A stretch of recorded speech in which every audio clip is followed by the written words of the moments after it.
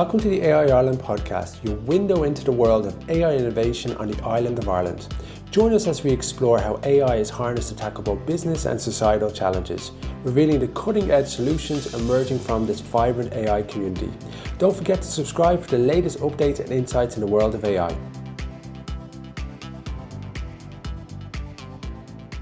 It's Mark Kelly here, and very hope that you're doing well wherever you are in the world today. And we are speaking about the EU AI Act and regulation. And we're going to have kind of more of a practical session today. We're not going to go deep dive into too much detail in terms of all the nitty gritty on it, but we are going to speak really about what's happening in the market now, what the expectations are around the EU AI Act, and most importantly, if you were not aware, last week it was published the final text, and on the 1st of August, it's now coming into law. And we've got Brian McElligott joining us today. And Brian's a partner at Mays and Hayes Curran, and he's also head of artificial intelligence there as well. Brian, thank you very much for joining us today. Thanks very much, Mark, and thanks again for having me. I'm always delighted to contribute to AI Ireland. You know, we're big supporters of you guys, and we absolutely love what you do. Thank you again. And I'm always interested when you're posting on LinkedIn, because there's a lot of noise around the EU Act. If you don't feel overwhelmed, you haven't seen all the brochures and all the text, because if you did, you would. So we have the final text now published. We've got August the 1st as this kind of D-Day where things kind of start to kick in. Could you remind people listening in, business owners or people working, predominantly in actually a variety of different industries, what is this EU AI Act and what do people need to start to take note of? Yeah, and you know what, that's a very good perspective, because often it's very easy to get lost in the detail of the legislation, especially when you see an awful lot of very detailed updates coming at you. So sometimes it's good just to take a step back and go, what's this whole piece of legislation about? And I think the first thing that should be noted, and it's one that I often talk about, which is this concept. What is the concept of the AI Act? And I would say that it has a lot more in common with product safety law in the EU than the GDPR. And the GDPR is often viewed through the lens of fundamental rights, protecting the fundamental rights of the data subject. Whereas the AI Act is actually all about product safety. So if you're thinking about the AI Act in your mind and frameworks, I would think about things like toys, lifts, medical devices, things like that, and how the EU treats them. So in your mind, you're thinking about things like, market surveillance and CE marks and all those sort of aspects that go with product regulation. Another aspect of it, I think, that's very important to be aware of is don't get too bogged down in the names used for the various categories and the risk categorizations. First off, there's the majority of the law itself deals with AI systems. It also deals with models, which it calls general purpose AI models, or, the area of Gen AI, but it's actually primarily targeted at AI systems. And it treats them in a particular manner. And this is this kind of well-known kind of risk categorization process you'll have heard about a lot in the market, where it sets out 4 broad risk categories. And when we're talking about these, what we're saying is, the EU, through the lens of this piece of law, looks at the market and says, we think broadly there are 4 types or 4 classes of uses of AI that get categorized into banned AI, high-risk AI, limited-risk AI, and low-risk AI. And their view on that is they don't want to regulate AI across the board. They see that as damaging. What they want to do is pick certain use cases and legislate or regulate those on the basis of the use, and say, something like the use of emotional inference technology in the workplace is banned. They can see that that is incredibly risky. Then they say something like, well, if I put an AI into a medical device, an AI system into a medical device, well, a medical device is already highly regulated. We're going to regulate that as high risk. One thing I would kind of stand back at that point and say is, high risk is a little bit of a misleading sort of a name, because high risk kind of conveys, danger.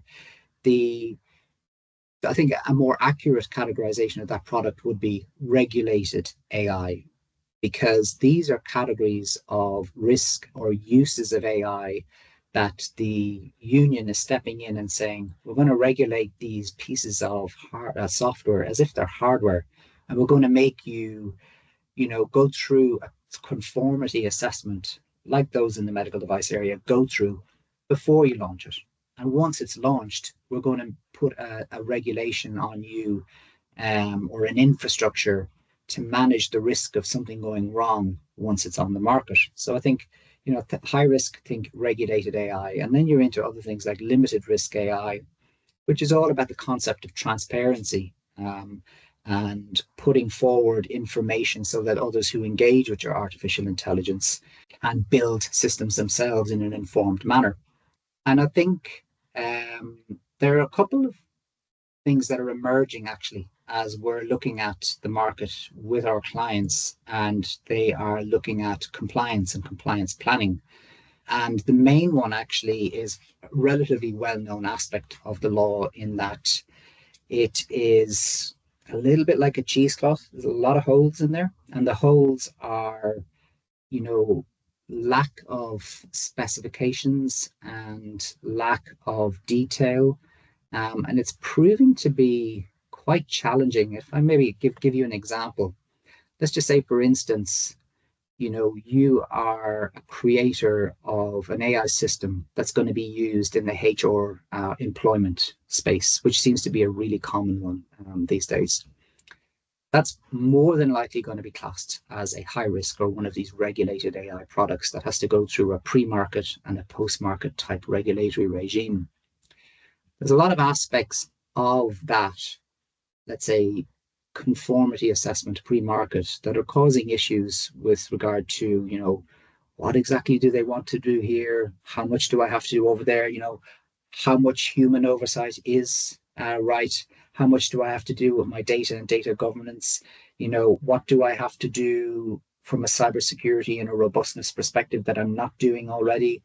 The level of detail with regard to compliance is not amazing. And we're waiting on these associated standards that are supposed to come out in the next about, I suppose, 9 months or so.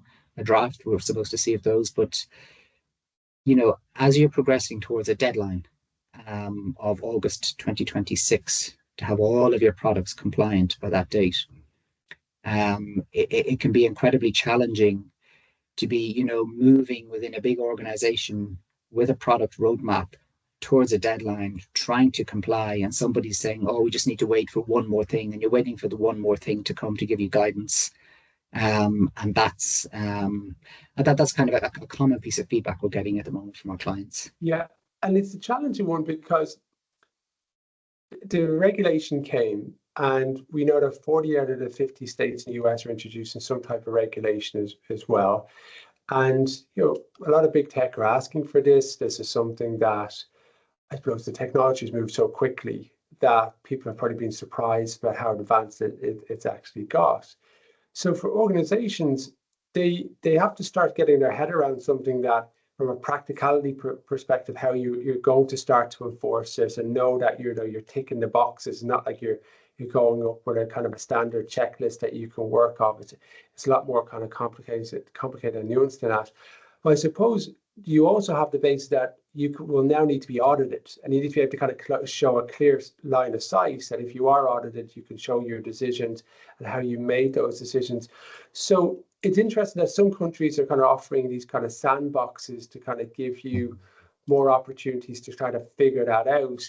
And that's probably going to be important to see if you're on the right side of the kind of the law as it is. And I always think of the rugby kind of analogy where the referee's kind of helping you, tell you to stay on side and kind of marshal you until otherwise they give a penalty. And that's probably not the same in soccer. So I'm not sure if that's the right analogy to use.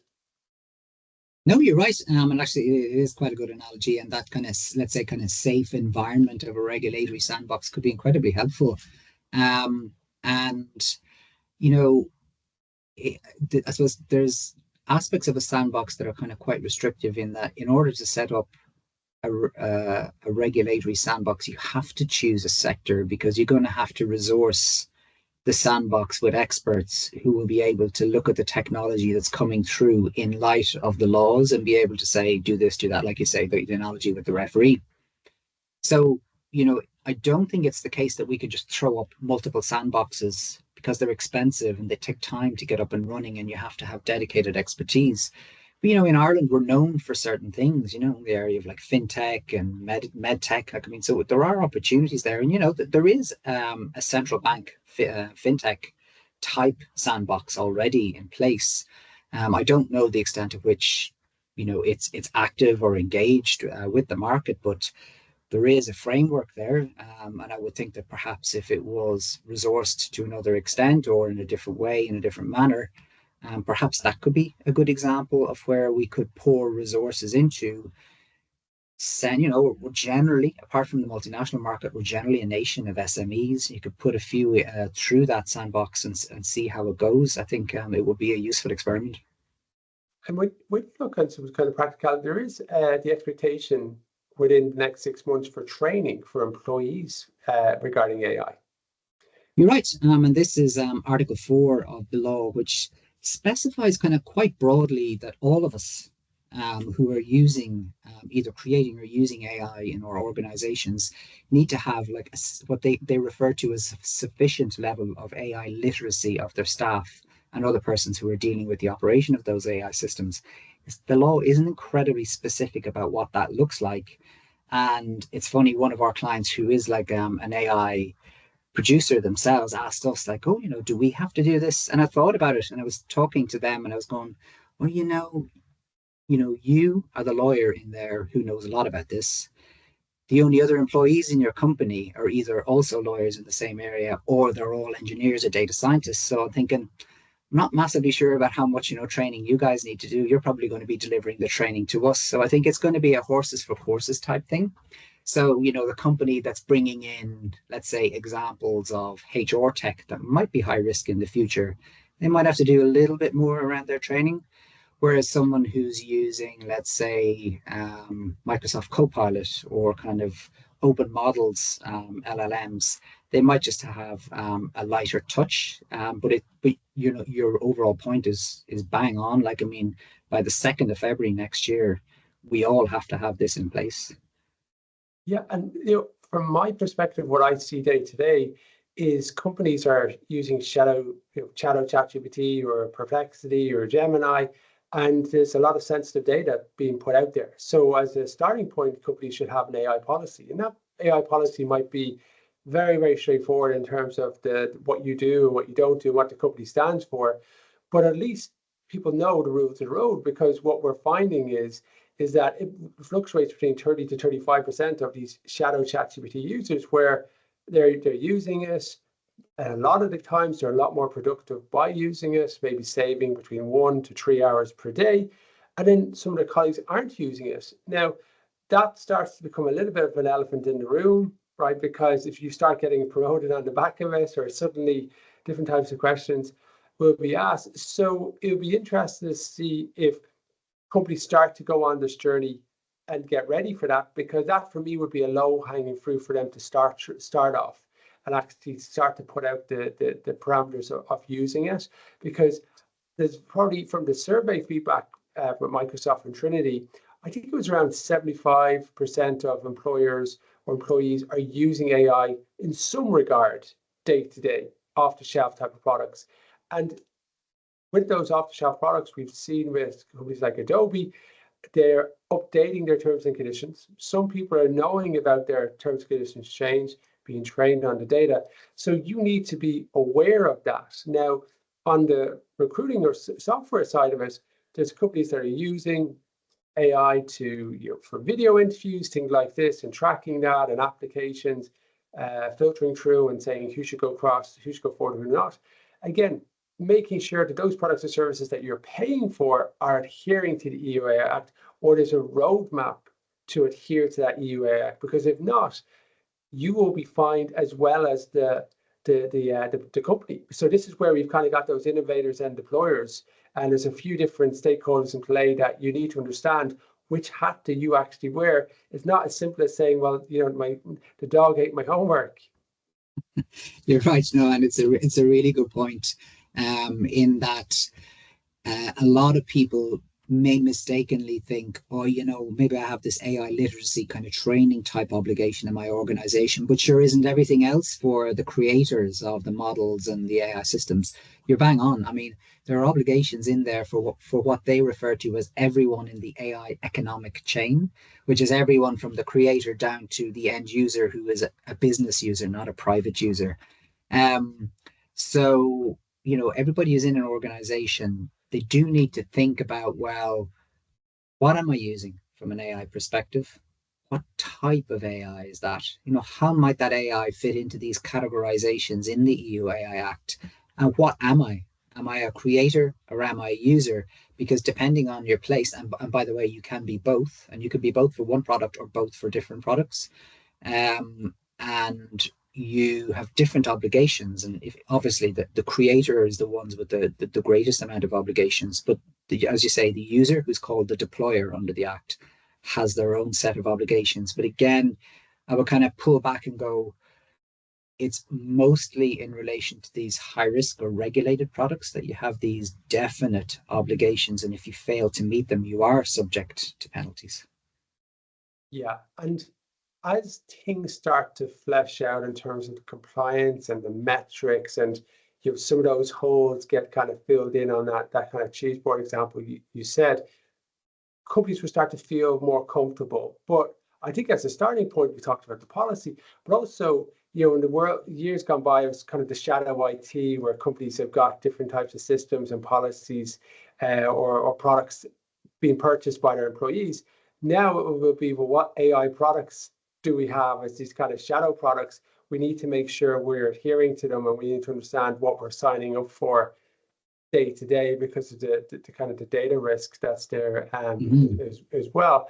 And I almost think that, for your perspective, we're thinking about that regulation, innovation, stifling conversation that happens quite regularly. But what we're seeing now in the US from the FTC is they're aggressively going after companies and actually saying, we feel this is a breach, we feel this is a breach, we're now going to investigate that. And that's, where I see they're probably a lot more going to enforce, rather than Europe. Sometimes they can be that kind of delayed approach. I'm quite interested to see some of these copyright cases, what happens and the impact of them, what happens from the people that actually say managing and mining the data, because a lot of the companies will take people's data for one purpose, but then they're actually using it for a completely different purpose, which AI is trained for, to provide different services, but maybe you have not signed up in that regard. So it starts to get quite complicated quite quickly.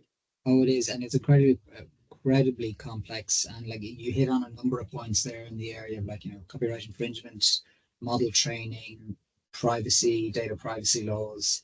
And there is a lot happening in all of those spaces right now, and they are moving at 1,000,000 miles an hour. I mean, just take a couple of examples. So yesterday, I think it was even just today, I read an update about one of the cases in the US court that you're referring to, which was developers who had provided code previously under open source licenses. They were making a claim that Microsoft via GitHub, or actually I don't know if I got the parties right there, were infringing it by using it to train their models. And it seems that like a chunk of their action was just dismissed yesterday. So the court said, no, you're even not making the right case, or we're dismissing your action. So that case has been narrowed significantly. When it comes to things like data protection, there was an incredible update, well, in my mind anyway, incredible update from the Hamburg Data Protection Commissioner yesterday in Germany. And I think it's incredible and useful because in very plain and simple terms, they're starting to say things like, we are of the view that a model, and now when I talk about a model, I'm talking about a model in a very kind of abstract sense, rather than, let's say, the AI system that you and I would interact with. I'm talking about the model behind it. They're saying that the model on its own, if no data is being passed through it, does not have personal data. And that's actually an incredible update, because up until now, a lot of people would have, like me, giving advice to clients, would have been scratching around going like, I think this is the answer, but I'm not, technically able to give that, absolute defined answer. And unless and until a regulator or a court comes out and says it, we're on the back foot. So this area is like, it's rapidly changing by the day, and there are useful decisions coming out everywhere. Well, sorry, some of them are useful, some of them not so useful. Yeah, and then you're trying to hedge your bets depending on people's view, because as you explained that argument there, I could see how you could go to the other side of it, and you could articulate it in a different way as well. So we've got the EU AI Act now, which is published in the official journal. So that happened, and it comes into force on the 1st of August. And then winter 2024, according to the article 113A, the prohibitions in Article 5 become applicable in the EU. And then, according to the Article 113B, the GPAI provisions in Article 51 FF become applicable within the EU in 2025. So we've got other things to happen in 2026 and 2027, but they're probably the ones that we probably should spend the most time on, or just thinking about those kind of next kind of poles in the sand. Absolutely. And the first one being the date of the 2nd of February in 2025. Rather typically of the EU, they came out with a little bit of a curveball in their dates. They said that it was projected that the Act would come into force on the 1st of August, which it did. And then it was projected that the dates would roll 6 months, 12 months, 24 months, 36 months. But the EU decided that they would go 6 months plus 1 day, 12 months plus 1 day. So everything is actually rolling from the 2nd of February, the 2nd of August 2025, the 2nd of August 26, just to keep us all on our toes. And yeah, key dates are, let's say, next February 2nd, we have this date when the shutters will come down in the EU on the banned, there are 8 examples of banned AI in Article 5, if anyone wants to go and read them. The emotional recognition one I was giving earlier.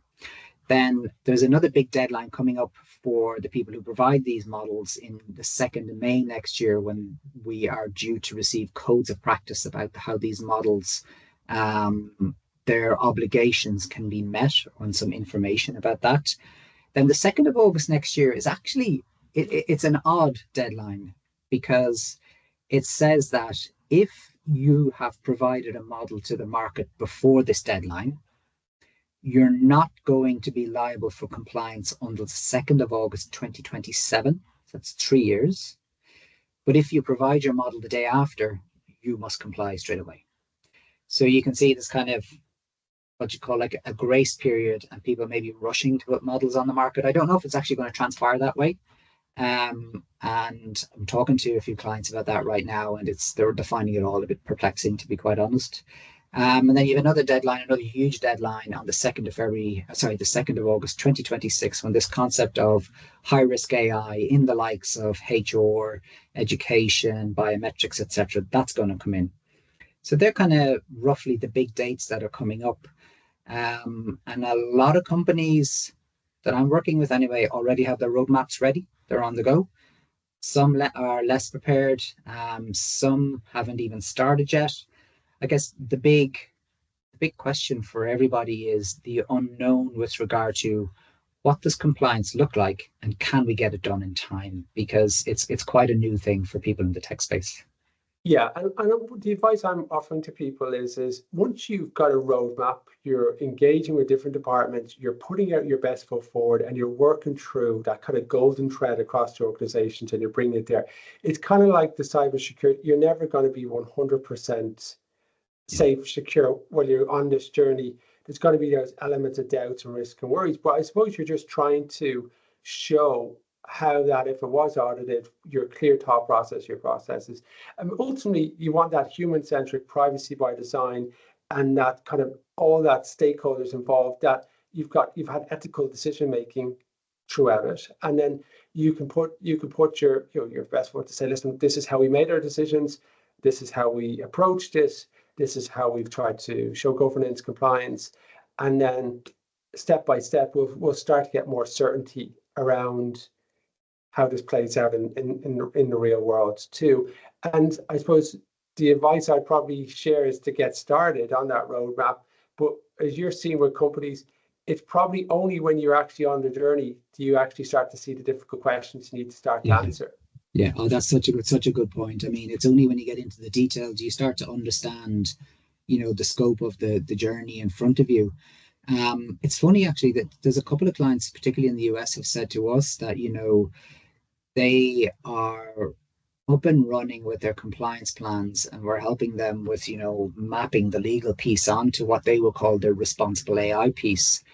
But they're gung ho. They've allocated budgets. They're raring to go, and their view is, it's inevitable. They're going to have to comply anyway. They don't see these arguments of we'll have a US product and we'll have an EU product. Now, I know there are other arguments out there and other companies doing certain things.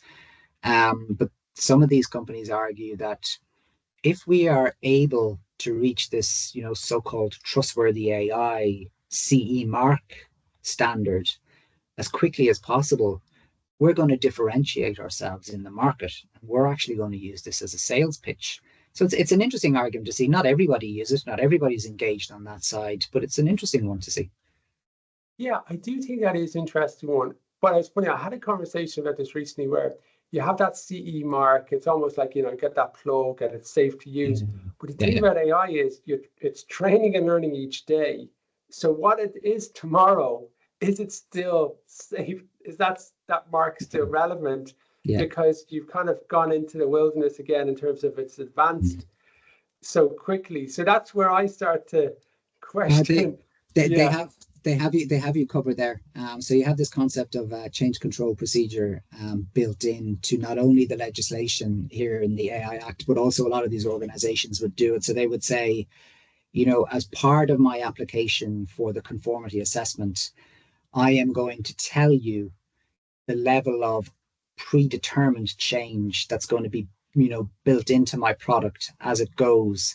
Now, the certificates won't last forever. They'll only last for a few years. You're going to have to look at it again. But I think, there'll come a time when people will get over the initial hump of trying to, feel our way into what compliance looks like, and they'll get more sophisticated with it.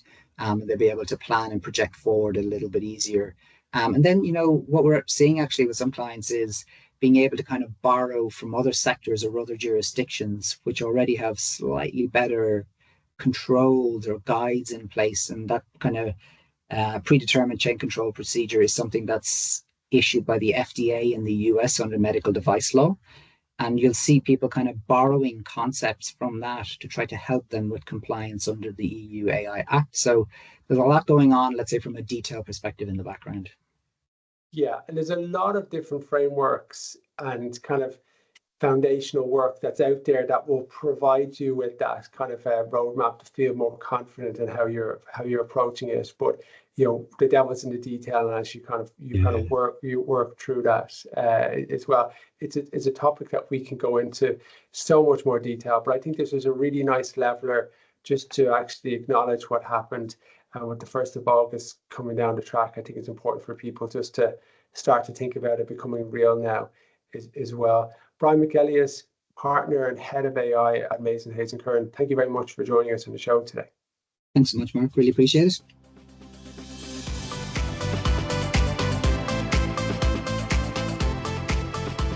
On the 26th of November, join us for the 6th Annual AI Awards at the Marco Hotel in Dublin.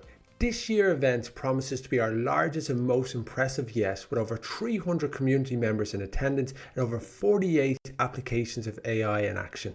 This truly is an incredible world-class event, and we are inviting you to this event.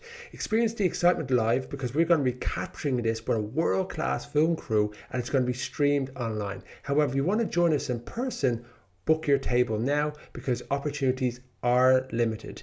If you're interested in sponsoring this year's awards, please contact me at Mark@AI Awards for more information and see the best in class of AI applications on the island of Ireland.